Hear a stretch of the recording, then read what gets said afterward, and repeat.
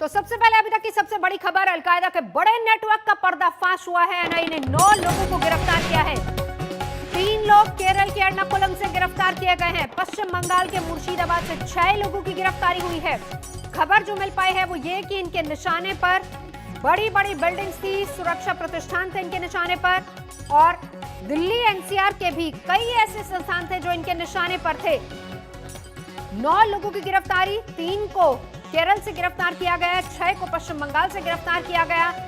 बड़ी कार्रवाई एनआईए की और इस पूरे नेटवर्क को ध्वस्त किया गया है। अलकायदा के साथ इनके सीधे सीधे लिंक से ताल्लुक थे, सोशल मीडिया के जरिए अलकायदा से इन टच थे ये सभी लोग। तो 9 लोगों की गिरफ्तारी हुई है। डिजिटल उपकरण, दस्तावेज, जिहादी साहित्य, धारदार हथियार सहित बड़े पैमाने पर कई दूसरी चीजें भी इनसे बरामद की गई हैं।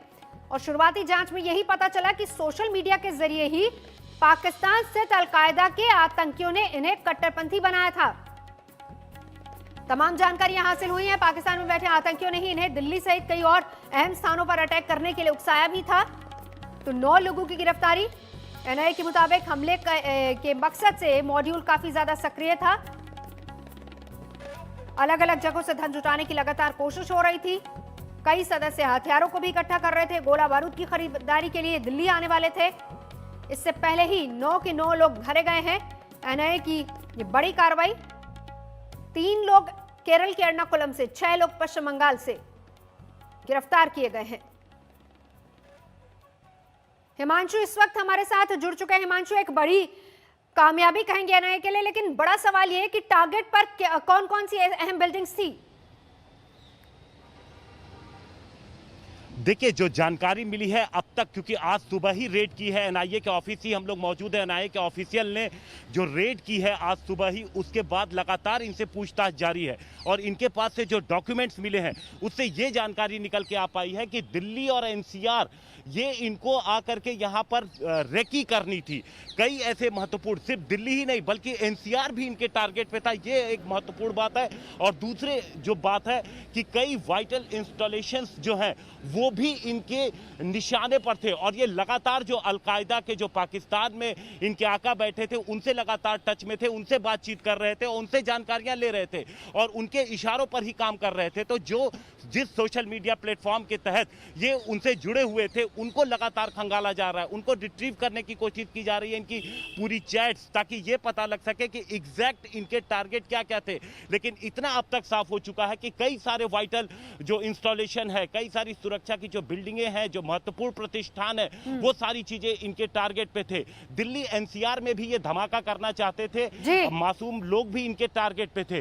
तो और जो सोशल मीडिया है उसको जब पूरी तरीके से रिट्रीव कर लिया जाएगा, जो जिसके जरिए ये अपने आकाओं के संपर्क में थे, तो और इनके इरादे काफी हद तक साफ हो जाएंगे। दूसरी चीज एक और है कि दिल्ली में किनके संपर्क में थे, क्योंकि दिल्ली आने वाले थे, तो इस लिहाज से भी दिल्ली में भी इंक्वायरी आगे बढ़ेगी।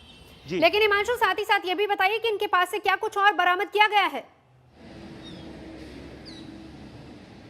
देखिए, शार्प वेपन्स मिले हैं, इसके अलावा कई सारे दस्तावेज मिले हैं, और जो लोकली इन लोगों ने अपने पास से जो विस्फोटक काफी सारे जुटाए थे वो इनके पास से बरामद हुए हैं, जिनकी सभी पड़ताल की जा रही है कि कहां से किस तरीके से इन लोगों ने लोकल मेड बम वगैरह सारी चीजें जुटाई थी। और कुछ हथियार भी मिले हैं, तो कौन इनको सप्लाई कर रहा था, इन सारी चीजों को भी जांच पड़ताल जारी है। देखिए, कुछ दिन पहले ही अभी दिल्ली में जब 21 अगस्त को धौला कुआं के पास से एक आईएस का जो सस्पेक्ट पकड़ा गया था, उसके पास से भी लोकली उसने काफी कुछ अपने घर में जमा कर रखा था, जो सारी चीजें उसने आसपास से ही जुटाई थी।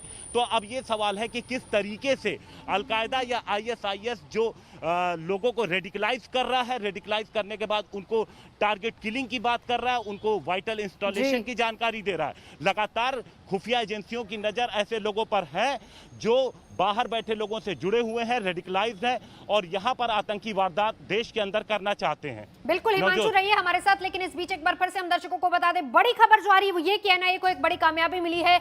9 लोगों को गिरफ्तार किया गया। अलकायदा नेटवर्क का ये बड़ा पर्दाफाश। 9 लोग, जिनमें से 3 की गिरफ्तारी हुई है केरल के एर्नाकुलम से और 6 लोगों की गिरफ्तारी पश्चिम बंगाल से हुई है।